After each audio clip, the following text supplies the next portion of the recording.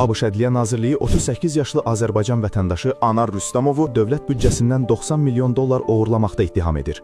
İttihama görə Anar Rüstəmov Kaliforniyada Dublin Helping Hand adlı saxta bir tibbi avadanlıq şirkəti qurub. O, bu şirkət vasitəsilə Amerika hökumətinin yaşlılara və ehtiyacı olanlara yardım üçün ayırdığı Medicare proqramından pul çəkməyə başlayıb. Sxem belə işləyib. Rüstəmov minlərlə xəstənin adından dövlətə saxta fakturalar göndərib. Bu hesablarda güya həmin xəstələrə şəkər ölçən cihazlar və bel korsetləri kimi bahalı tibbi avadanlıqlar satıldığı göstərilib.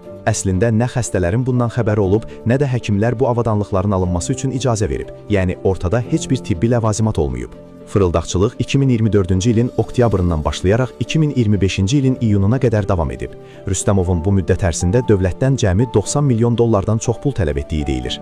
Təkcə 2025-ci ilin aprel ayında Rüstəmov 49 milyon dollarlıq saxta müraciət göndərərək rekord vurub.